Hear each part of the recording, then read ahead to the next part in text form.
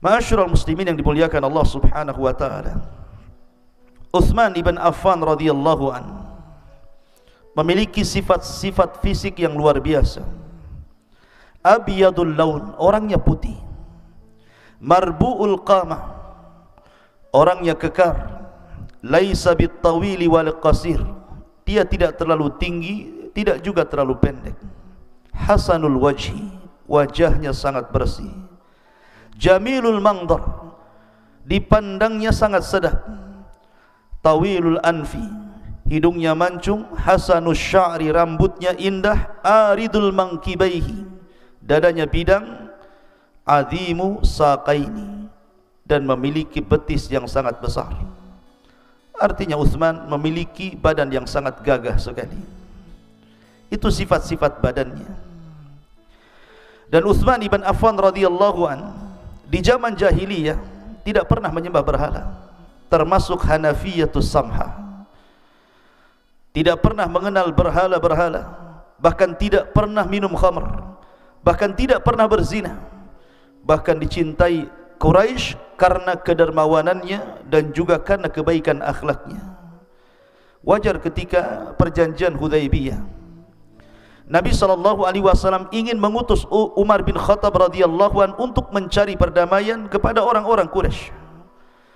Tetapi Umar bin Khattab menyarankan kepada Rasul agar jangan mengutus dirinya. Kata Umar, utuslah Utsman, karena Utsman dicintai orang-orang Quraisy dibandingkan diriku.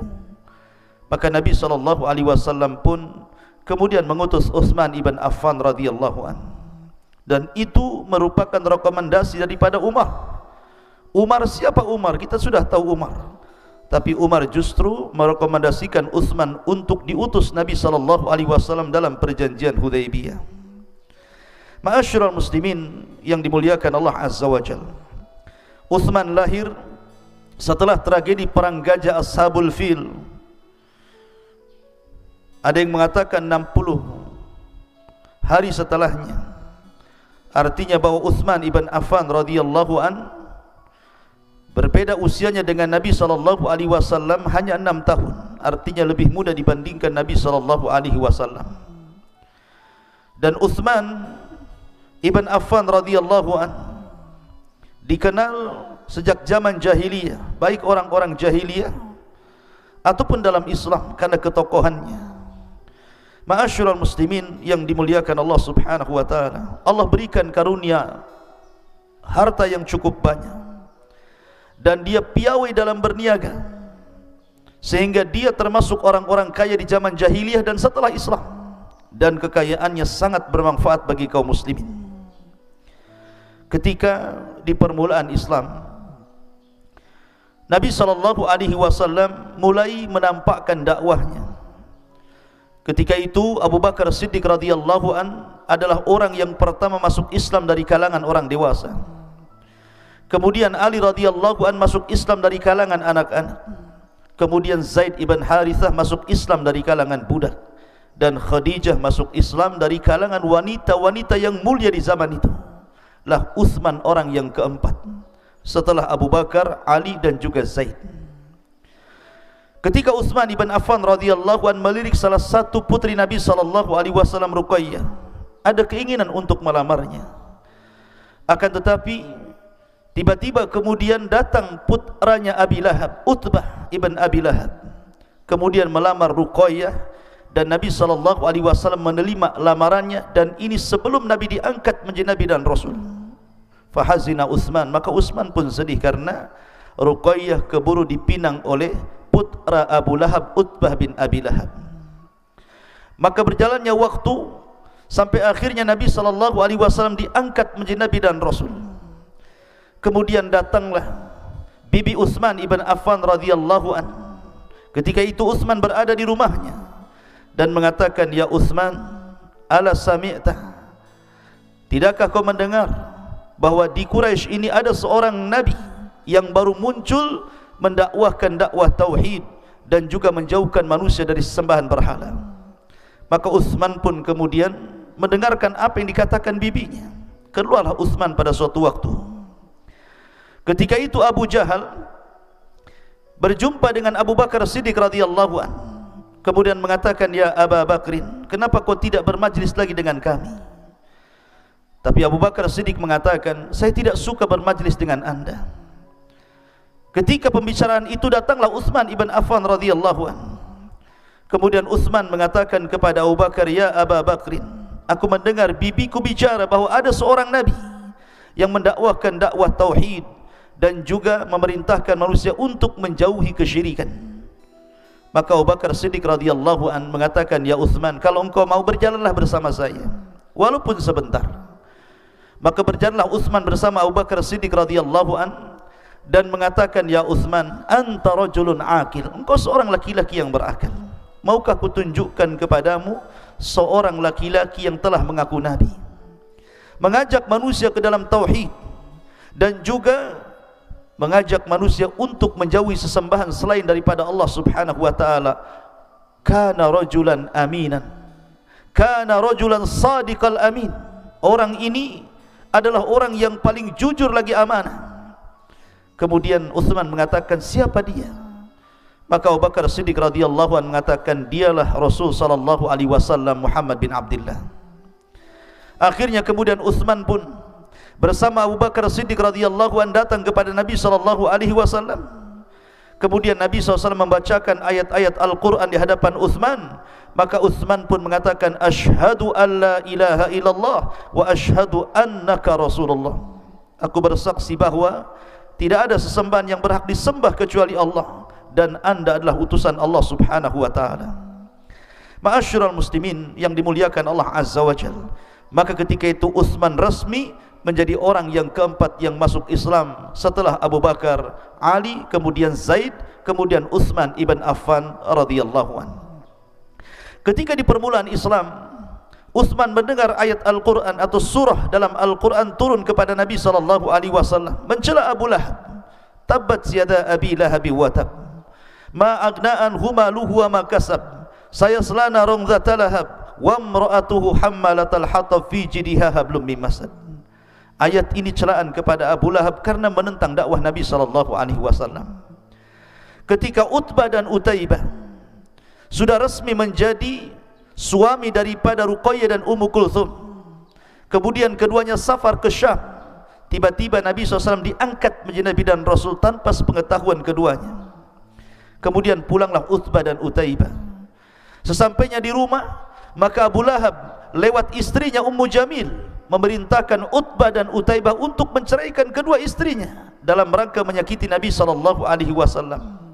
Dan di antara nikmat kepada putri-putri Nabi, walaupun menikah dengan Utbah dan Utaibah dan keduanya putra Nabi keduanya putra Abi Lahab, tetapi keduanya belum menggauli keduanya belum menggauli istri-istrinya. Allah sucikan dari musuh-musuh Allah Subhanahu wa ta'ala. Mendengar bahwa Utbah menceraikan Ruqayyah, dan dahulu Utsman sangat suka dengan Ruqayyah karena bagaimanapun saat itu belum ada hayat hijab, sehingga Utsman bisa melihat paras wajah cantik Ruqayyah bintu Rasulullah sallallahu alaihi wasallam. Maka ketika dia sudah tahu bahwa Ruqayyah sudah bercerai dan sudah menjadi janda daripada Utbah, maka dia datang kepada Nabi sallallahu alaihi wasallam melamar Ruqayyah dan Rasul menerimanya. Maka terjadilah pernikahan antara Ruqayyah dan Utsman ibn Affan radhiyallahu anhu. Pernikahan yang dipuji seluruh orang-orang, sampai-sampai kemudian banyak orang yang melantunkan syair bagi keduanya.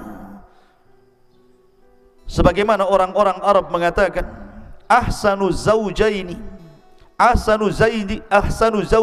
indal insan Utsman wa Ruqayyah. Sebaik-baik pernikahan adalah Utsman dan juga Ruqayyah. Sampai-sampai Nabi SAW mengatakan kepada Ruqayyah, ya Ruqayyah, ahsini bi Abi Abdillah. Wahai Ruqayyah, perbaikilah pergaulanmu dengan Abi Abdillah. Abi Abdillah kunyah daripada Utsman bin Affan. Fa innahu, karena sesungguhnya Utsman adalah orang yang paling dekat akhlaknya dengan diriku. Ma'asyiral muslimin yang dimuliakan Allah Azza wa Jalla. Tetapi sebagaimana layaknya sahabat-sahabat yang lainnya, di permulaan dakwah banyak ujian dan cobaan bagi Utsman ibn Affan radhiyallahu anhu. Dia pernah diikat oleh pamannya karena keislamannya, diikat dalam sebuah pohon. kemudian dibakarkan di dekatnya api unggun yang sangat panas. Kemudian pamannya mengatakan, utruk dina Muhammad, tinggalkan agama Muhammad, tinggalkan agama Muhammad, dan saya tidak akan meninggalkan kamu dekat perapian ini. Bayangkan, Utsman sudah kepanasan, hampir dia pingsan. Tapi Utsman mengatakan, wallahi ma atruku dina Muhammadin sallallahu alaihi wasallam, saya tidak mungkin meninggalkan agama Muhammad. Karena teguhnya Utsman ibn Affan terhadap syariat Islam, akhirnya kemudian pamannya meninggalkan Utsman ibn Affan radhiyallahu anhu. Maka setiap hari Utsman mendapatkan tekanan, dan juga sahabat-sahabat yang lainnya. Akhirnya kemudian Utsman meminta izin kepada Nabi sallallahu alaihi wasallam untuk hijrah, dan dialah keluarga pertama yang hijrah dalam Islam ke Habasyah. Bahkan 2 kali hijrah ke Habasyah, baru kemudian ketiga kalinya ke Madinah. Ma'asyiral muslimin yang dimuliakan Allah, dari sini Allah Subhanahu wa taala firmankan, qul ya ibadiyalladzina amanu taqu rabbakum lilladzina ahsanu fi hadhihi dunya hasanah wa ardullahi wasi'ah innama yuwaffas sabiruna ajrahum bighairi hisab. Katakanlah ya Muhammad, hai hamba-hambaku yang beriman, bertakwalah kepada Tuhanmu. Orang-orang yang berbuat baik di dunia ini akan memperoleh kebaikan, dan bumi Allah ini luas, sesungguhnya hanya orang-orang yang bersabar yang akan dicukupkan pahalanya tanpa batas. Itulah Utsman ibn Affan, keluarga pertama yang hijrah dari negeri Mekah menuju Habasyah. Perjalanan yang melelahkan. Bagaimanapun Mekah dan Habasyah itu bukan jarak tempuh yang dekat. Berbulan-bulan harus berjalan, melewati padang pasir, gurun sahaya, lembah, gunung, lautan, sampai akhirnya sampai di Habasyah. Karena Nabi SAW memilih Habasyah karena Rasul tahu bahwa raja di Habasyah malikun lam yadlim ahada, seorang raja yang tidak mungkin zalim kepada rakyatnya. Dialah Ashamah ibn Afjur yang belakangan masuk Islam, tapi rakyat Habasyah tidak ada yang masuk Islam. Sampai kematiannya Nabi SAW kemudian mensalat gaibkan dengan para sahabat-sahabat yang lainnya di Madinah. Ma'asyiral muslimin yang dimuliakan Allah Azza wa Jalla, ketika kemudian permusuhan semakin sengit antara Rasul dan para sahabatnya dengan orang-orang kafir Quraisy, maka Allah Subhanahu wa taala mengizinkan para sahabat untuk hijrah ke Madinah. Yang sebelumnya Nabi SAW sudah mengutus Mus'ab ibn Umair dan juga Abdullah ibn Umi Maktum untuk berdakwah di kota Madinah. Dan karena jasa Mus'ab ibn Umair lah 2 tokoh Madinah masuk Islam, Sa'd bin Rabi dan Sa'd bin Ubadah. Dengan sebab keduanya masuk Islam, maka 2 kabilah masuk Islam, Khazraj dan Aus, yang belakangan disebut Ansar. Ketika melihat bahwa Madinah sudah cocok menjadi negeri hijrah, maka Nabi SAW merintahkan sahabatnya untuk hijrah ke kota Madinah. Maka rombongan demi rombongan berangkat demi menyelamatkan agama mereka. Bagaimanapun mereka disiksa bukan karena mereka melakukan kezaliman, tapi mereka hanya menyembah Allah Subhanahu wa taala. Wa ma naqamu minhum illa an yu'minu billahil azizil hamid. Tidaklah mereka disiksa kecuali karena mereka menyebut Rabb kami Allah Subhanahu wa taala. Ma'asyiral muslimin yang dimuliakan Allah Subhanahu wa taala, maka ketika mendengar bahwa para sahabat hijrah ke kota Madinah, Utsman ketika itu ada di Habasyah, maka Utsman pun kemudian pulang menyusul para sahabatnya, hijrah yang ketiga kalinya dari Habasyah menuju Madinah. Sesampainya di kota Madinah, pada tahun kedua Hijriah terjadilah perang Badar. Ketika terjadi perang Badar, rupanya Ruqayyah sakit akibat perjalanan yang melelahkan dari Habasyah ke kota Madinah. Sakitnya makin memarah. Ketika itu Nabi SAW sudah mempersiapkan pasukan, tetapi tidak dipaksa. Bagi yang mau ikut silahkan, yang tidak ikut pun tidak ada apa-apa. Maka berangkatlah orang-orang Ansar jauh lebih banyak daripada orang-orang Muhajirin karena solidaritas dalam Islam. Tetapi Utsman ketika bergerak untuk ikut jihad melawan orang-orang kafir Quraisy dilarang oleh Nabi SAW. Karena ketika itu Ruqayyah butuh perawatan.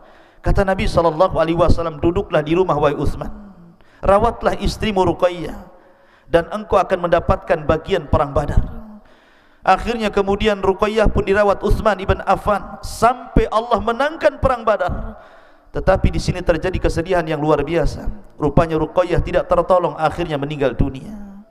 Nabi SAW sangat sedih karena meninggal putrinya Ruqayyah, dan Utsman jauh lebih sedih lagi karena Utsman telah meninggalkan dua keutamaan. Pertama, meninggal istri yang dicintainya, yang kedua sudah tidak jadi lagi menantu Nabi SAW. Maka setiap hari Utsman pun sedih, sampai akhirnya kemudian Nabi SAW menikahkan Utsman dengan Ruqayyah. Ketika itu terjadi peristiwa kepada Umar ibn Khattab radhiyallahu anhu, di mana suami daripada Hafsah bintu Umar meninggal dunia, meninggal syahid.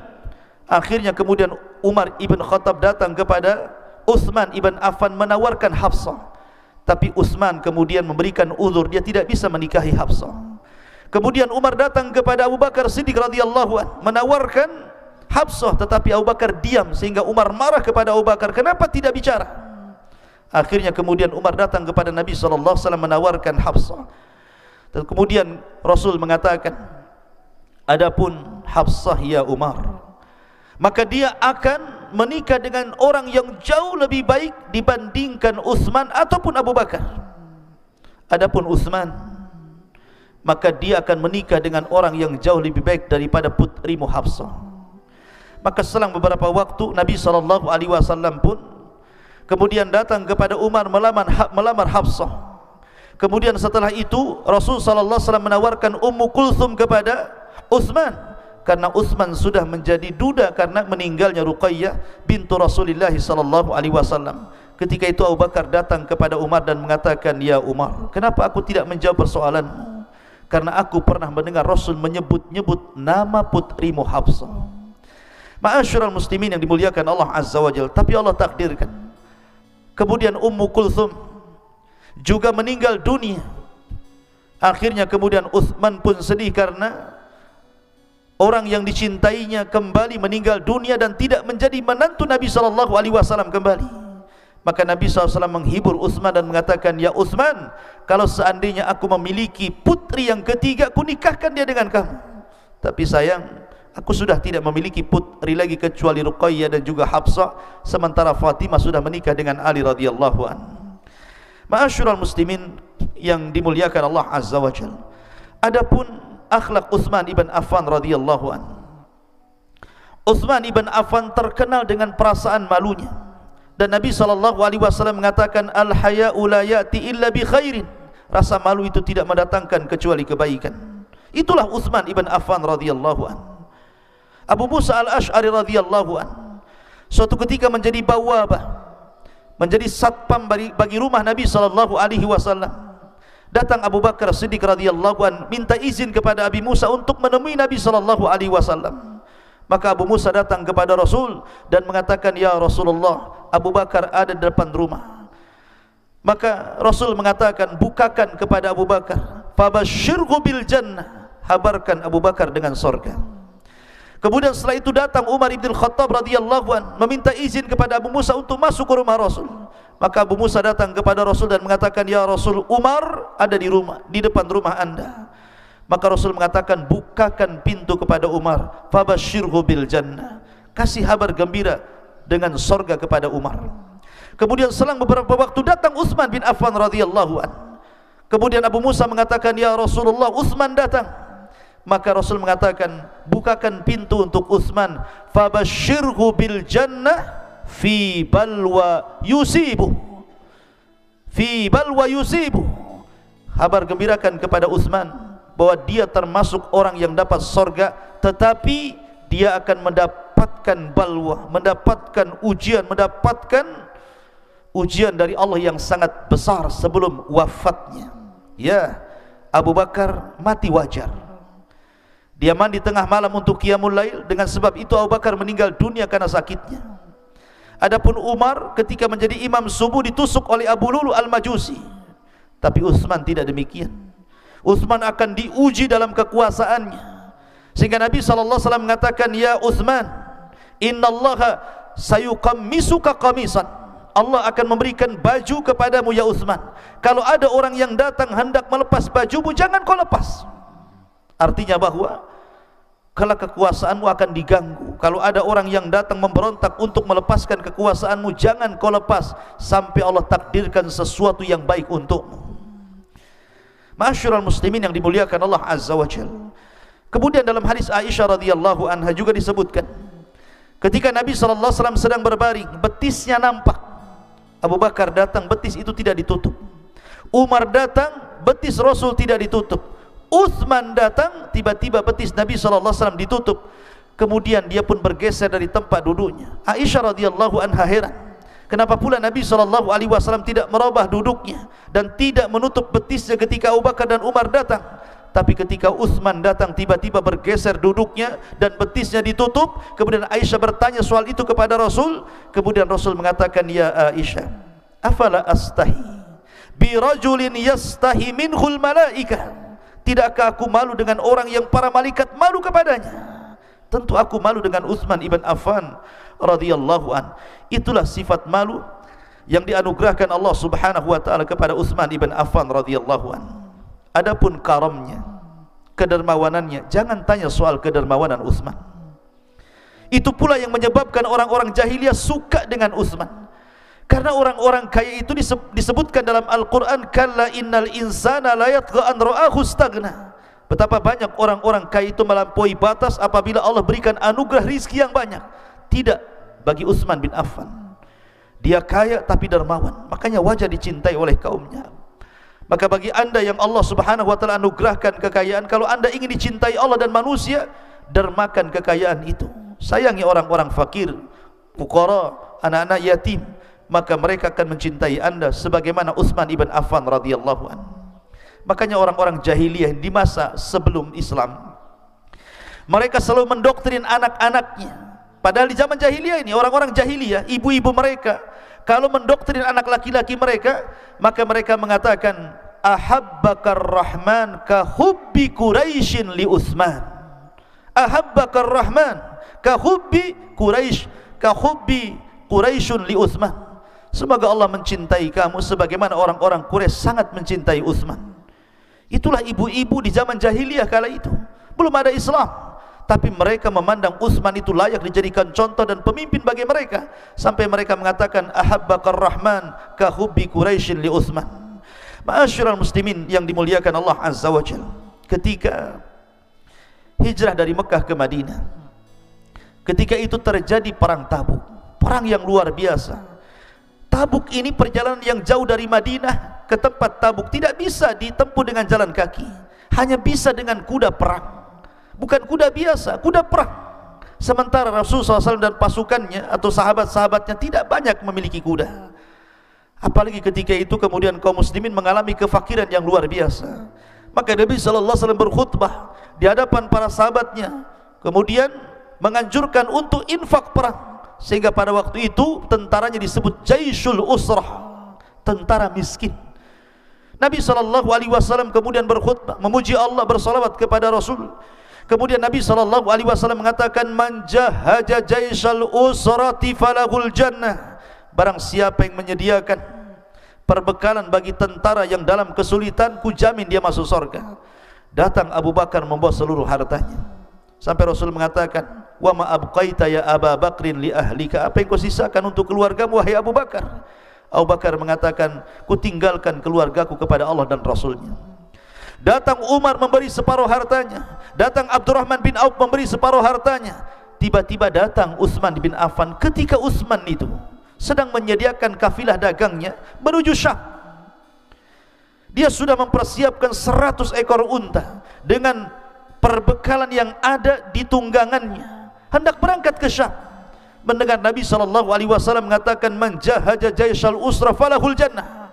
Tiba-tiba Uthman datang kepada Rasul dan mengatakan, ku serahkan 100 ekor unta bersama isinya untuk anda fisabilillah. Kemudian Rasul berkhutbah lagi, man jahaja jaisal usra falahul jannah. Uthman datang lagi, kemudian menambah 100 lagi ekor unta, ditambah 100 ekor unta lagi, ditambah 100 ekor unta lagi, ditambah 100 ekor unta lagi, sampai Uthman menginfakkan lebih daripada 900 ekor unta plus dengan perbekalan di atasnya. Sampai-sampai Nabi SAW heran dan mengatakan, ya Uthman, ma dharraka ba'da hadzal yaum. Ya Uthman, ma dharraka ba'da hadzal yaum. Tidak akan memadaratkan kepadamu apapun yang kau lakukan setelah hari ini. Kau infak begitu banyak sekali. ketika kemudian perang Tabuk terjadi, kemudian dimenangkan kaum muslimin, harta kekayaan itu kembali lagi. Maka Rasul mengatakan, ya Utsman, apa yang kau telah berikan kepada kami masih utuh, masih ada, ambillah kembali. Tapi Utsman mengatakan, wallahi, saya tidak mungkin mengambil apa yang sudah aku infakkan di jalan Allah subhanahu wa ta'ala. Akhirnya kemudian unta-unta itu pun diserahkan kepada Allah subhanahu wa ta'ala. Kemudian ketika terjadi majaa', kelaparan yang luar biasa, ketika terjadi kelaparan yang luar biasa di zaman Abu Bakar Siddiq radhiyallahu anhu, banyak binatang-binatang mati, banyak kaum muslimin yang mati kelaparan dan kehausan. Ketika itu Utsman baru datang dari kafilah dagang dari Syam, membawa kafilah dagang banyak. Maka para pembisnis Madinah ketika itu datang kepada Utsman, kemudian mengatakan, barang-barangmu serahkan kepada kami Utsman, kau mau beri berapa keuntungan kami akan beri, tapi serahkan perdaganganmu kepada kami. Semua para pembisnis hendak menawar seluruh dagangan Utsman bin Affan radhiyallahu an. Tapi Utsman mengatakan, siapa yang hendak membeli satu barang, 1 dirham, berikan keuntungan 10 kali lipat untukku. Siapa yang mau membeli barang, satu barang, kata Utsman bin Affan, 10 kali lipat keuntungan. Akhirnya para pembisnis tidak ada yang mau, karena begitu mahalnya harga barang itu.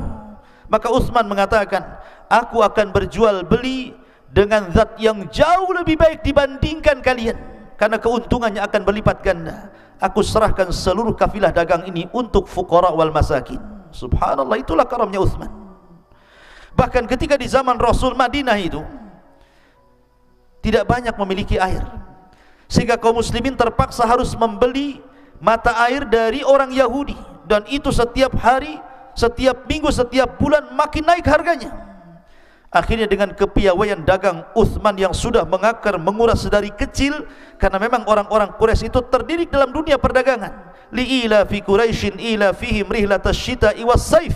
Sampai Allah kemudian gambarkan bagaimana darah perdagangan ada pada orang-orang Quraisy, termasuk Utsman bin Affan. Dia pun bermanuver untuk membeli sumur rumah itu. Pada awalnya orang-orang Yahudi ini tidak mau menjual sumurnya, bagaimanapun itu keuntungan besar bagi dia, tanpa harus bekerja mendapatkan uang dari air itu. Tapi dengan kepiawaian Utsman, dia mengatakan kepada orang Yahudi, jualah sumurmu kepadaku. Kalau engkau tidak mau menjual semuanya, maka jualah separuhnya. Dari jam sekian ke jam sekian itu milikmu, dari jam sekian ke jam sekian itu milikku. Akhirnya kemudian sepakat. Maka dari jam sekian ke jam sekian Utsman pun membeli jam itu. Maka Utsman kemudian mengumumkan kepada kaum muslimin, aku sudah membeli sumur ini dari jam sekian ke jam sekian, ambillah air sebanyak-banyaknya.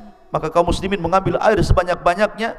Tetapi ketika jam sekian ke jam sekian milik orang Yahudi, tidak ada kaum muslimin yang membelinya. Akhirnya dia pun bangkrut, dan kemudian sumur itu terpaksa dibeli semuanya oleh Utsman bin Affan. Kata Nabi SAW, man ishtara bi'ra rumah falahul jannah. Barang siapa yang membeli sumur rumah, ku jamin dia masuk surga. Maka Utsman mengatakan, fa ana ashtaraituhu, akulah yang membeli sumur itu. Ma'asyiral muslimin yang dimuliakan Allah Azza wa Jalla. Bahkan ketika Nabi SAW meninggal dunia, dialah yang kemudian membeli tanah di sekitar Masjidil Haram dan juga tanah di sekitar Masjid Nabawi. Kemudian dia luaskan Masjidil Haram dan dia renovasi kembali Masjid Nabawi. Dialah yang membesarkan Masjid Nabawi dengan hartanya. Bahkan hartanya senantiasa mengalir sampai hari ini. Karena Utsman itu orang yang pertama kali mencetuskan bank Islam dalam Islam. Dialah yang pertama kali mengasas bank dalam Islam, Utsman ibn Affan radhiyallahu anhu. Kemudian juga ketika Nabi SAW menjelaskan tentang fitnah yang akan berlaku sepeninggalnya, kemudian banyak manusia mengisyaratkan kepada Rasul bagaimana cara jalan keluar dari fitnah itu. Maka Nabi SAW kemudian mengisyaratkan kepada Utsman ibn Affan radhiyallahu anhu bahwa dia bisa menyelesaikan fitnah itu. Kemudian juga hadis Nabi SAW yang bersabda kepada Utsman ibn Affan radhiyallahu anhu bahwa Allah akan yuqammisuka qamisan, akan memakaikan baju. Apabila ada orang yang kemudian hendak melepas bajumu, jangan kau lepas. Artinya bahwa isyarat kepada khalifah ketika Utsman menjadi khalifah akan datang para pemberontak untuk menjatuhkan Utsman. Seolah-olah Rasul mengatakan, jangan kau berikan kekhilafahan itu kepada mereka. Dari sini ada isyarat bahawa Utsman akan menjadi khalifah. Dan banyak lagi hadis-hadis yang menopang bahawa Utsman layak menjadi khalifah sepeninggal Abu Bakar dan juga Umar ibn al-Khattab radhiyallahu anhu. Ma'asyiral muslimin yang dimuliakan Allah Azza wa Jalla, ketika Umar ibn al-Khattab radhiyallahu anhu menjadi khalifah, kemudian berakhir dengan mati syahid di mihrab Nabi sallallahu alaihi wasallam, ditusuk oleh Abu Lulu al-Majusi. Maka ketika itu Umar ibn al-Khattab radhiyallahu anhu memilih 6 sahabat Rasul, yang salah satu dari antara mereka adalah orang-orang yang dijanjikan masuk surga, atau disebut dengan al-asyaratu al-mubasysyiruna bil jannah. Di sana ada Utsman ibn Affan, di sana ada Ali radhiyallahu anhu, di sana ada Talha bin Ubaidillah, di sana ada Zubair ibn Awwam, di sana ada Sa'ad bin Abi Waqqas dan Abdurrahman ibn Auf radhiyallahu anhum ajmain. Inilah 6 sahabat yang layak menjadi khalifah sepeninggal Umar ibn al-Khattab radhiyallahu anhu. Sebenarnya Umar sangat menjagokan Abu Ubaidah ibn al-Jarrah. Bahkan dia mengatakan, kalau seandainya Abu Ubaidah ibn al-Jarrah hayyan, hidup, maka tentu aku akan menjadikan dia pengganti diriku. Tapi sayang, Abu Ubaidah ibn al-Jarrah meninggal saat menjadi jenderal perang untuk membuka Al-Quds. Di situ terjadi wabah taun yang luar biasa yang disebut dengan Taum Anwas. Maka Abu Ubaidah pun salah satu yang terkena taun dan meninggal satu keluarga. Sehingga kemudian dari 10 sahabat yang dijanjikan masuk surga tersisa 6. Dari sini ma'asyiral muslimin yang dimuliakan Allah Azza wa Jalla, Umar menyerahkan kepada 6 orang ini. Maka akhirnya kemudian setelah Umar ibn al-Khattab radhiyallahu an menjelang wafatnya, maka 6 orang ini bermusyawarah. Tapi ketika itu kemudian mundur satu persatu. Di antaranya Sa'ad, dia tidak mau ikut dalam kontes kepemimpinan ini. Sa'ad bin Abi Waqqas dia mundur. Kemudian juga Talha juga mundur. Kemudian juga Abdurrahman bin Auf dia mundur. Kemudian juga akhirnya mereka memihak kepada 3 orang. Kemudian yang tersisa hanya 2 orang, Utsman dan juga Ali radhiyallahu anhu. Kemudian mereka mewakilkan semuanya kepada Abdurrahman ibn Auf untuk memilih 2 orang ini. Maka Abdurrahman bin Auf ketika itu meminta 3 hari untuk istisyar, meminta bermusyawarah kepada kaum muslimin, kepada kibarus sahabat, pada kaum muslimin, siapa yang layak di antara 2 orang ini menggantikan Umar bin Khattab radhiyallahu anhu. Jadi Abdurrahman bin Auf sehari-harinya hanya berwudu, kemudian salat, kemudian istikharah, kemudian berdoa kepada Allah meminta yang terbaik. Setelah itu datang ke rumah-rumah kaum muslimin, kepada kibarus sahabah, sigharus sahabah, kemudian ammatul muslimin, meminta siapa yang layak untuk menjadi pemimpin. Akhirnya kemudian sampai suatu waktu Abdurrahman bin Auf memanggil Utsman dan juga Ali, mengumpulkan manusia di masjid. Kemudian Abdurrahman bin Auf memanggil Ali radhiyallahu anhu untuk naik ke atas mimbar. Kemudian dipegangnya tangan Ali radhiyallahu anhu dan mengatakan, "Ya Ali, seandainya engkau menjadi khalifah ataupun tidak menjadi khalifah, maka itu semua takdir Allah Azza wa Jalla. Seandainya engkau menjadi khalifah, maukah engkau berhukum dengan Al-Quran, kemudian sunnah Nabi SAW, dan mengikuti jejak Abu Bakar dan Umar?" Tapi Ali kemudian menolak untuk mengikuti jejak Abu Bakar dan Umar, karena Ali tahu bahwa kepemimpinan itu berat. Boleh jadi ada kebijakan-kebijakan yang tidak mungkin sesuai dengan kebijakan Abu Bakar dan Umar. Akhirnya kemudian Abdurrahman bin Auf melepaskan Ali radhiyallahu anhu. Kemudian memanggil Utsman bin Affan radhiyallahu anhu dan mengatakan, "Ya Utsman, seandainya engkau menjadi khalifah, maukah engkau berpegang dengan Al-Quran dan Sunnah, kemudian mengikuti jejak Abu Bakar dan Umar, Maka Uthman pun mengatakan, Allahumma na'am, ya, saya siap berpegang dengan Al-Quran dan Sunnah dan mengikuti jejak Abu Bakar dan Umar radhiyallahu anhu. Maka manusia pun bertakbir.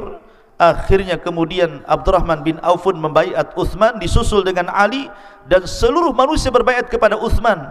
Kata Imam Ahmad ibn Hanbal rahimahullahu ta'ala, tidak ada pembaiatan yang seluruh manusia berbaiat kecuali pembaiatan Uthman ibn Affan radhiyallahu anhu. Artinya manusia setuju dan suka dengan Uthman ibn Affan radhiyallahu anhu.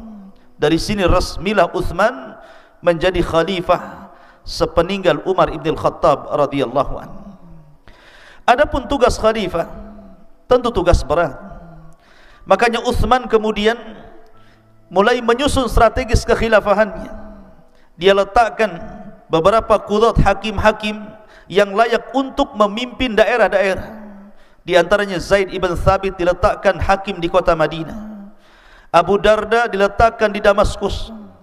Kemudian Abu Musa al-Ash'ari diletakkan di Basrah. Kemudian Shurih al-Qadi diletakkan di Kufah. Kemudian Ya'la ibn Umayyah diletakkan di Yaman. Kemudian Thumamah diletakkan di San'a. Kemudian Uthman ibn Qais ibn Abil As diletakkan di Mesir.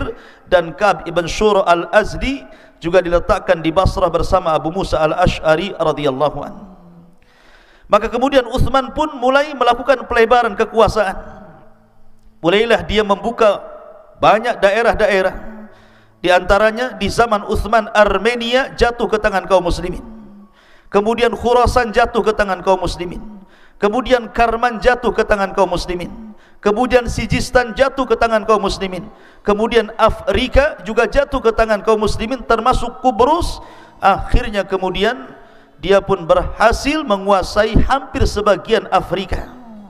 Dan itu kegemilangan Uthman ibn Affan dalam futuhat, pembebasan daerah-daerah, sehingga masuk ke wilayah kaum muslimin. Ma'asyiral muslimin yang dimuliakan Allah Azza wa Jalla, ketika Uthman ibn Affan radhiyallahu anhu hendak memberangkatkan pasukan untuk melawan Romawi, datang Hudzaifah ibn Yaman radhiyallahu anhu, kemudian menghabarkan bahwa manusia telah terjadi khilaf tentang qiraatul Quran, tentang bacaan-bacaan Al-Quranul Karim. Dan kita tahu bahwa di zaman Abu Bakar sudah mulai dikumpulkan Al-Quran itu, disebabkan ketika memerangi Musailamah Al-Kadzab di Yamamah, banyak hufadul Quran yang meninggal dunia. Maka Umar datang kepada Abu Bakar agar Abu Bakar mengumpulkan Al-Quran supaya tidak hilang, karena para hufad sudah banyak yang meninggal dunia. Maka kemudian Abu Bakar pun mulai mengumpulkan mushaf, lembaran-lembaran. Kemudian di zaman Umar diletakkan di rumah Hafsah. Kemudian di zaman Uthman, mulailah Uthman membukukan Al-Quran menjadi sebuah mushaf dan membakar qiraah-qiraah syadzah dan mengumpulkan qiraah-qiraah yang disepakati. Ma'asyiral muslimin yang dimuliakan Allah Azza wa Jalla, sehingga kita kenal mushaf yang kita baca adalah mushaf Uthmani.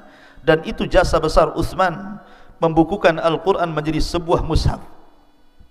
Ma'asyiral muslimin yang dimuliakan Allah Azza wa Jalla, yang ingin saya tekankan adalah kisah tentang wafatnya Uthman ibn Affan. Tentang wafatnya Uthman ibn Affan radhiyallahu an, ini sebagaimana sabda Nabi sallallahu alaihi wasallam bahwa pintu fitnah itu ada di Umar ibn Khattab.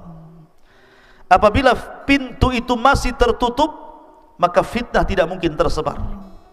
Tetapi kalau fitnah itu mulai terbuka dengan wafatnya Umar, maka fitnah ini tidak akan dihentikan sampai hari ini, bahkan sampai kiamat dibangkitkan. Fitnah apa itu? Peperangan antar kaum muslimin. Di zaman Rasul tidak ada perang di antara kaum muslimin. Di zaman Abu Bakar jelas musuhnya orang-orang murtad. Di zaman Umar juga sama. Baru di zaman Uthman ibn Affan terjadi perang saudara, terjadi pembunuhan. Bahkan Uthman sendiri dibunuh oleh orang-orang Khawarij. Kemudian Uthman meninggal, terjadi perang besar antara kubu Ali dan Muawiyah. Makanya fitnah ini akan terus terbuka sampai hari ini. Kita bisa saksikan kaum muslimin menyerang sesama kaum muslimin yang lainnya, membunuh sesama kaum muslimin yang lainnya, dan ini tidak bisa dihentikan sampai kiamat. Bagaimana kisah terbunuhnya Uthman ibn Affan radhiyallahu anhu? Ma'asyiral muslimin yang dimuliakan Allah Azza wa Jalla, dengan tersebarnya Islam ke beberapa negara, banyak orang-orang di luar Arab kemudian masuk ke dalam Arab, sehingga banyak orang-orang yang tidak kenal siapa sosok Utsman ibn Affan radhiyallahu an. Dari sini muncul seorang tokoh Yahudi yang bernama Abdullah ibn Sabah As-San'ani Al-Yamani, pura-pura masuk Islam, kemudian menyebarkan pemahaman Yahudinya di tengah-tengah kaum muslimin dengan mendoktrin bahwa orang yang berhak menjadi khalifah sepeninggal Umar adalah Ali, sebagaimana Musa alaihi salatu wasallam berwasiat kepada Yusa ibn Nun, maka begitu juga Nabi sallallahu alaihi wasallam berwasiat kepada Ali radhiyallahu an. Tersebarlah kemudian isu ini ke beberapa tempat di negeri-negeri kaum muslimin, terutama di Mesir, di Kufah, di Basrah, di Irak, dan beberapa negara yang lainnya. Adapun di Hijaz, mereka tahu siapa Utsman, sehingga Abdullah ibn Sabah tidak bisa mempengaruhi orang-orang Hijaz, Madinah dan Mekah. Mereka tahu siapa Utsman ibn Affan radhiyallahu an, manusia yang sangat istimewa, banyak keutamaan. Tapi orang-orang yang baru, yang mereka tidak tahu Utsman ibn Affan radhiyallahu an, maka mulai mereka terpengaruh dengan isu Abdullah ibn Sabah ini, sehingga membuat gerakan anak-anak muda untuk melakukan demonstrasi yang berakhir dengan khuruj, meminta Utsman melepaskan khilafah. Ma'asyiral muslimin yang dimuliakan Allah Azza wa Jalla, ketika bulan Dzulhijjah, tepat di musim haji, banyak para sahabat Nabi SAW yang haji dari Madinah ke Mekah. Ketika itu Utsman sudah tua, usianya sudah 84 tahun, sudah tidak sanggup lagi berjalan. Tiba-tiba kemudian orang-orang Khawarij membuat makar. Isu-isu Abdullah ibn Sabah dikembangkan dan digoreng. Akhirnya kemudian membangkitkan anak-anak muda Mesir, anak-anak muda Kufah, Basrah, akhirnya bangkit, sehingga ribuan anak-anak muda bergerak menuju Madinah di musim haji. Ketika orang saat haji, Madinah sedang kosong, dan mereka menggunakan ihram seolah-olah mereka hendak haji, padahal tidak hendak haji. Mereka hendak membuat makar kepada Utsman bin Affan. Kemudian mereka membuat strategi bahwa tidak mungkin kita menyuruh Utsman untuk melepaskan khilafah kecuali ada yang menggantikan Utsman. Maka diisukan Alilah jagonya. Mereka mengatakan bahwa Ali hendak membaiat dirinya. Kalau kita melepaskan baiat kepada Utsman, berarti kita bisa berbaiat kepada Ali radhiyallahu an. Itulah isu mereka. Maka Utsman ibn Affan mendengar bahwa akan ada gerakan anak-anak muda dari berbagai macam daerah Islam menuju kota Madinah. Maka ketika itu Utsman ibn Affan memerintahkan Muhammad ibn Maslamah dan juga Jabir ibn Abdullah radhiyallahu an untuk berjumpa dengan mereka. Akhirnya kemudian Muhammad ibn Maslamah menemui juru bicara mereka. Subhanallah, juru bicara mereka di lehernya ada Al-Quran. Kemudian mendatangi Muhammad ibn Maslamah sambil menangis seolah-olah khusyuk. Kemudian Muhammad ibn Maslamah menanyakan, apa tujuan kalian datang ke kota Madinah mendemo Utsman bin Affan radhiyallahu an? Maka mereka mengatakan, inna hadza amarna an nadriba bihadza kulla man lam yu'minu bihadza, sambil memegang Al-Quran yang dikalungkan di atas lehernya itu. Orang ini sebagai perwakilan orang-orang Khawarij ini mengatakan, sesungguhnya ini maksudnya Al-Quran, memerintahkan untuk membunuh dia, maksudnya Utsman bin Affan, karena dia tidak percaya dengan ini maksudnya Al-Quranul Karim. Muhammad ibn Maslamah mendengar perkataan mereka, marah, kemudian mengatakan, kif ya hadha fa innana qad darabna bihadha ala ma fi hadha ma'an nabi sallallahu alaihi wasallam. Celaka engkau, diamlah engkau, sesungguhnya kami sudah pernah membunuh, pernah membantai atas perintah Al-Quran di zaman Nabi sallallahu alaihi wasallam. Subhanallah, ikhwatu fiddin, muliakan Allah Azza wa Jalla, mereka mengatasnamakan Al-Quran untuk membunuh Utsman. Itulah orang-orang Khawarij. Akhirnya kemudian Utsman pun mendengar bahwa mereka tetap bergerak. Maka Utsman kemudian mendengar bahwa ada selentingan kabar kalau seandainya dia melepaskan baiatnya, maka mereka akan datang kepada Ali radhiyallahu an, bahwa Ali sudah akan menggantikan posisinya. Itu isunya seperti itu. Makanya kemudian Utsman memanggil Ali radhiyallahu an, menegaskan tabayun, apakah benar bahwa dia akan membaiat dirinya untuk dirinya dan melepaskan baiat kepadanya. Tapi Ali mengingkarinya. Itu isu tidak benar. Akhirnya kemudian Utsman mengutus Ali untuk menghadapi mereka. Maka datanglah Ali radhiyallahu an, kemudian berdialog dengan mereka dan mengatakan, "Ma ra'aitum ala sihri Nabi sallallahu alaihi wasallam?" Bagaimana pendapat kalian dengan menantu Nabi sallallahu alaihi wasallam? Kemudian mereka mengatakan, sesungguhnya ada kritikan-kritikan yang mengganjal di dalam hati kami kepada Utsman ibn Affan ya Ali. Kata Ali radhiyallahu an, sebutkan apa? Kemudian mereka mulai menyebutkan satu persatu. Yang pertama, Utsman ibn Affan radhiyallahu an ketika di Mekah waktu haji, dia tidak mengqashar salatnya. Bahkan dia menyempurnakan salatnya. Harusnya dia mengqashar salat, bukan menyempurnakan salat. Kemudian yang kedua, bahwa Utsman memiliki peternakan unta untuk menggemukkan unta dirinya, bukan unta kaum muslimin. Yang ketiga, bahwa Utsman sudah membakar mushaf. Yang keempat, bahwa Utsman sudah menguasakan para pemimpin-pemimpin daerah dari keluarganya. Kemudian yang kelima, bahwa Utsman tidak mengangkat senior-senior sahabat, malah memilih junior-junior sahabat. Akhirnya Ali radhiyallahu an mengatakan, itukah yang kalian ingin tanyakan kepada Utsman? Baik, saya jawab. Kemudian Ali radhiyallahu an mengatakan, adapun Utsman menyempurnakan solat di Mekah karena dia punya istri di Mekah. Artinya ketika dia pergi dari Madinah ke Mekah, memang ada istrinya di Mekah sehingga tidak dianggap qashar, dianggap mukif. Makanya dia menyempurnakan solatnya. Adapun Utsman menggemukkan unta-untanya, itu bukan unta dia, itu unta kaum muslimin. Utsman tidak pernah menggemukkan unta-untanya di kebun-kebun atau di peternakan kaum muslimin untuk kepentingan pribadinya, itu untuk kepentingan kaum muslimin. Adapun Utsman membakar mushaf, sesungguhnya Utsman hanya membakar mushaf qiraah syadzah, qiraah yang diperselisihkan, dan hanya menetapkan qiraah yang disepakati supaya tidak ada perselisihan di antara kaum muslimin. Adapun Utsman kemudian meletakkan para pejabatnya, dari orang-orang dekatnya, dari keluarganya. Salahkah Utsman melakukan seperti itu? Bukankah Nabi sallallahu alaihi wasallam hanya menghususkan orang-orang Quraisy untuk memimpin dan tidak yang lainnya? Adapun Utsman kemudian memilihkan para junior sahabat dan tidak mengangkat para senior sahabat.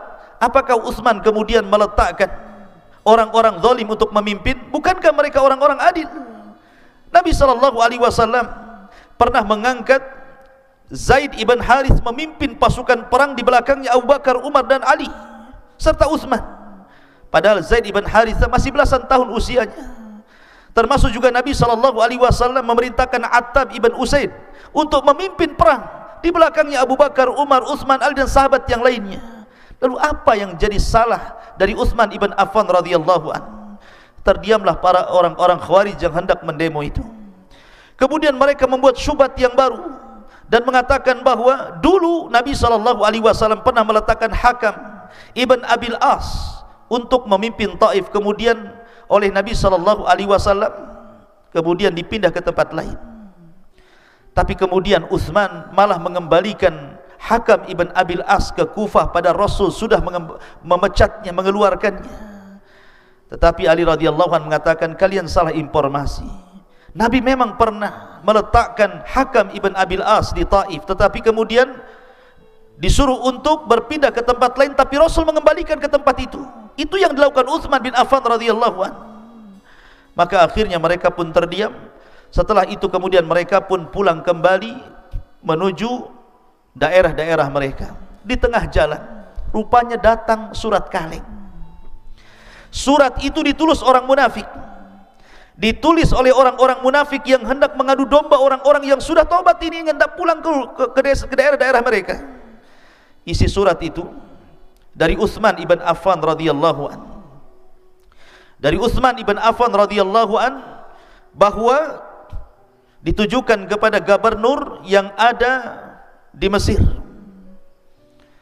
Isi suratnya, kalau seandainya orang-orang ini datang ke Mesir, maka bunuhlah kepala pemimpin mereka. Siapa kepala pemimpin mereka? bunuhlah Abdurrahman ibn Udes. Inilah pemimpin gerakan Khawarij di zaman itu. Kemudian bunuhlah Urwah ibn Suyah. Kemudian bunuhlah Abi Amrin ibn Budail ibn Warraq, dan juga bunuhlah Kinanah ibn Bishir, karena ini kepala-kepala pemberontak. Ketika kemudian membaca surat itu, apalagi ada stempel dari Utsman bin Affan, orang-orang ini balik ke kota Madinah, hendak menyerang kota Madinah. Ketika mereka masuk ke kota Madinah, mereka mengancam semua orang di kota Madinah. Ketika itu Madinah kemudian merasa mencekam karena orang-orang ini sudah mengancam. Man dakhala baitahu fahuwa amin. Siapa yang masuk rumahnya dia aman, jangan ada yang keluar. Akhirnya mereka pun mengepung rumah Utsman bin Affan radhiyallahu anhu. Ketika rumah Utsman dikepung itu, tiba-tiba kemudian Utsman bin Affan berceramah, dan ini khutbah terakhir Utsman bin Affan di hadapan mereka. Utsman bin Affan mengingatkan jasa-jasanya di zaman Rasul. Utsman tidak hendak ria, tetapi hendak menjelaskan kedudukan dia di samping Nabi sallallahu alaihi wasallam. Utsman mengatakan kepada mereka, gerakan-gerakan Khawarij ini, bukankah kalian tahu aku pernah membeli sorga 2 kali kepada Nabi sallallahu alaihi wasallam. Pertama ketika Nabi sallallahu alaihi wasallam mengatakan, "Man ishtara bi'ra rumah falahul jannah, fa ana ishtaraituha." Siapa yang membeli sumur rumah, sumurnya Yahudi, maka dia layak masuk surga. Aku yang membelinya, kata Utsman. Kemudian sabda Nabi sallallahu alaihi wasallam, "Man jahaja jaishal usra falahul jannah, fajahaztuha." Siapa yang mempersiapkan pasukan sulit dalam Tabuk, maka dijamin masuk surga. Aku yang mempersiapkan pasukan itu dengan danaku. Tetapi orang-orang Khawarij ini tetap buta mata dan buta hati. Utsman sudah menjelaskan bagaimana dia membeli surga dari Nabi sallallahu alaihi wasallam, menjelaskan keutamaannya di samping Nabi sallallahu alaihi wasallam, dan sahabat yang lain juga meyakinkan mereka. Tapi syaitan sudah menguasai hati mereka. Akhirnya kemudian mereka pun mulai membakar pintu rumah Utsman bin Affan. Ketika itu di dalam rumah itu ada Hasan, ada Husain, ada Abdullah ibn Zubair, ada Abdullah ibn Umar, ada Abu Hurairah radhiyallahu an, dan 2 budak Utsman bin Affan radhiyallahu an. Sementara di luar sudah dikepung tuh. Maka Utsman hanya mengatakan kepada orang-orang atau sahabat-sahabat ini dengan mengatakan, sesungguhnya aku menghendaki kalian menyarungkan pedang-pedang kalian. Jangan ikut campur urusanku dengan mereka. Aku tidak mau ada satu darah kaum muslimin yang tidak bersalah menetes di sini. Ketika itu Abu Hurairah radhiyallahu an tidak mau dan hendak terus berusaha untuk membela Utsman, tetapi akhirnya Abu Hurairah karena ditekan Utsman untuk pulang, dia pun melempar pedangnya sambil menangis, kemudian pulang ke rumahnya. Begitu juga sahabat yang lainnya. Ketika sudah tidak ada lagi manusia dalam rumah itu, cuman Utsman dan keluarganya, istrinya. Ketika itu Utsman sedang berpuasa dan sedang membaca Al-Quran, kemudian sholat 2 rakaat. Tiba-tiba pintu rumahnya dibakar dan dijebol. Masuklah anak-anak muda Khawarij ini ke dalam rumah Utsman ibn Affan radhiyallahu an. Subhanallah. Utsman ibn Affan radhiyallahu an ketika itu berusaha untuk tenang membaca Al-Quranul Karim. Tiba-tiba kemudian datang seseorang menarik janggutnya. Janggut Utsman bin Affan radhiyallahu an ditariknya. Kemudian mengatakan kepada mereka, lepaskan janggut ini, karena janggut ini adalah Nabi sallallahu alaihi wasallam memuliakannya, tapi dia tidak mau melepaskannya. Sampai akhirnya datang yang lainnya, datang yang lebih ganas daripada orang yang menarik janggut Utsman ini. Datanglah Kinanah ibn Bishir. Tiba-tiba kemudian mengambil hadid, mengambil semacam besi, kemudian memukulkan di kepala Utsman sampai Utsman pingsan. Tidak cukup sampai di situ, datanglah Ashqa al-Qaum, yang paling buruk dari seluruh orang-orang yang menyerang Utsman bin Affan radhiyallahu an. Orang ini tiba-tiba kemudian menusuk-nusuk Utsman sampai 9 kali tusukan, sampai Utsman meninggal. Kemudian mengatakan, adapun yang 3 tusukan aku serahkan untuk Allah, adapun yang 6 tusukan itu untuk sesuatu yang mengganjal dalam hatiku. Maka Utsman ibn Affan radhiyallahu anhu akhirnya mati syahid, dan akhir ayat yang ia baca, fasayakfikahumullah wa huwas samiul alim. Cukuplah Allah yang akan menolong ini semuanya, dan dialah maha mendengar lagi maha mengetahui. Sebenarnya Utsman ibn Affan radhiyallahu anhu ketika itu terjadi dialog. Sebelum pembunuhan ini sudah terjadi dialog. Di antara dialognya adalah mereka memaksa Utsman dengan dua pilihan dan mengatakan, ya Utsman, kalau engkau ingin selamat, kami berikan dua pilihan. Satu, lepaskan kekuasaanmu, tanggalkan kekuasaanmu. Tapi Utsman mengatakan, bukankah Nabi SAW yang bersabda, ya Utsman, innallaha sayuqammisuka qamisan idza arada ahaduhum an yakhla'ha fala takhla'ha. Bukankah Allah, Rasul yang mengatakan, ya Utsman, Allah akan memakaikan baju khilafah kepadamu kalau ada orang yang datang di antara mereka yang hendak melepaskan kekuasaanmu, jangan kau lepas. Itu sabda Nabi SAW kepada aku. Tidak mungkin aku melepaskan kekhilafahan ini. Kemudian mereka mengatakan, kalau begitu darah yang harus kau temui, artinya kematian yang kau harus hadapi. Kemudian Utsman mengatakan, apa hak kalian kemudian menumpahkan darahku? Bukankah Rasul yang mengatakan, la yahillu damu mri'in muslim illa bi ihda thalathin. Tidak halal darah seorang muslim itu kecuali tiga perkara. Ats-tsayyibu zani wan nafsu bin nafsi, seseorang yang sudah menikah berzina, atau seorang yang membunuh jiwa tanpa hak. Al-mufaraqatu al-jamaah, seseorang yang keluar dari Islam. Wallahi aku tidak pernah berzina, baik zaman jahiliyah ataupun dalam Islam. Wallahi aku tidak pernah membunuh satu jiwa pun, dan demi Allah aku tidak pernah murtad dari agama setelah masuknya diriku ke dalam Islam. Lalu apa hak kalian kemudian menumpahkan darahku? Tapi orang-orang Khawarij diberikan keterangan apapun, tetap saja akhirnya mereka membunuh Utsman ibn Affan radhiyallahu anhu. Maka kabar kematian Utsman ini menyebar sampai ke telinga Sa'ad bin Abi Waqqas. Sa'ad bin Abi Waqqas ini orang yang mustajabud doa, orang yang kalau berdoa itu pasti diijabah, dan itu sabda Nabi SAW kepada Sa'ad, bahwa doanya Sa'ad itu pasti mustajab. Mendengar Utsman dibunuh secara sadis oleh orang-orang Khawarij, dia pun berdoa kepada Allah Subhanahu wa taala, mengatakan, Allahumma la taqtuluhum illa bisayfi.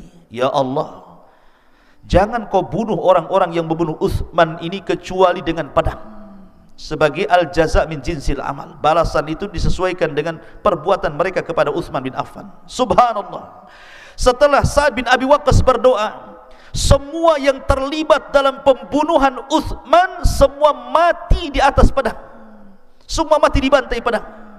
Bahkan salah satu di antara mereka ada yang hidup sampai ketika Hajjaj ibn Yusuf hidup memimpin perang, sehingga usianya itu sudah tua sekali, sudah 40 tahun dari terbunuhnya Utsman sampai di masa Hajjaj ibn Yusuf ini.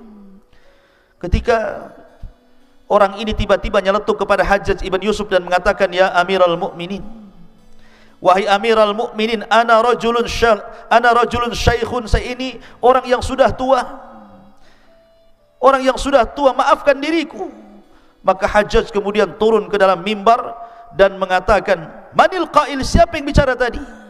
Kemudian dikatakan Fulan bin Fulan, dan Fulan bin Fulan ini salah satu pemimpin dari pemimpin-pemimpin yang menggerakkan orang untuk membunuh Utsman. Maka Hajjaj mengatakan, ya aduwallah, damu Utsman fi dhahrik, wahai musuh Allah, darah Utsman ada di pundakmu. Fanazala minal mimbar, dia pun turun dari mimbar, fadharabahu bisaib, maka Hajjaj pun kemudian memenggal lehernya dengan pedang. Subhanallah. Dan Hajjaj mengatakan, wabika abda, kamu yang pertama kumulai. Begitulah nasib orang-orang yang membunuh Utsman ibn Affan radhiyallahu an, karena tidak mungkin Allah Subhanahu wa taala lalai dari setiap perbuatan zalim.